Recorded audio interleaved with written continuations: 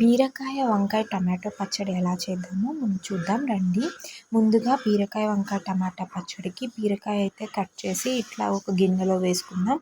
తర్వాత వంకాయ కూడా కట్ చేసి ఇట్లా పీసెస్గా కట్ చేసుకుందాం. నెక్స్ట్ టమాటో ఒక 2 to 3 టమాటోస్ పీసెస్ కట్ చేసుకొని పక్కన పెట్టుకొని, పచ్చిమిర్చి కూడా పక్కన పెట్టుకోవాలి.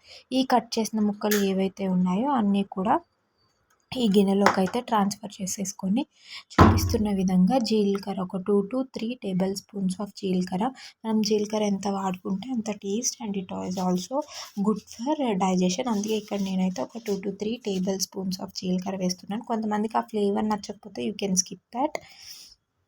తర్వాత మనం అసలు ఆయిలే వేయలేదు.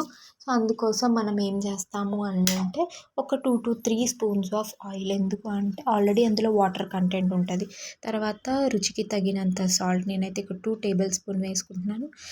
స్పూన్ పెట్టి తిప్పుకోకుండా ఇట్లా తిప్పుకొని స్టవ్ మీద సిమ్లో ఒక 15 to 20 మినిట్స్ కంప్లీట్గా మూత వేసి మగ్గిస్తే ఈ స్టేజ్కి అవుతుంది అనమాట. మనం ఈ స్టేజ్కి వచ్చిన తర్వాత ఆఫ్ చేసేసి అది మొత్తం చల్లారిన తర్వాత ఇదంతా మిక్సీ జార్లోకి ట్రాన్స్ఫర్ చేసుకొని, వెల్లుల్లిపాయలు ఒక 3-4 రెబ్బలు వెల్లుల్లిపాయలు వేసుకొని మిక్సీ మెత్తగా పేస్ట్గా పట్టద్దు, పల్స్ మోడ్లో కోర్స్ గ్రైండ్ చేసుకున్నాము అని అంటే టేస్టీ బీరకాయ, వంకాయ, టమాటో పచ్చడి అయితే రెడీ అయిపోతుంది.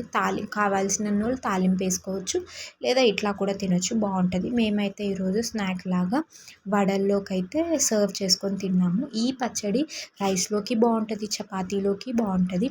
సో ఎవరికైతే నా వీడియో నచ్చిందో లైక్ చేయండి. బాయ్.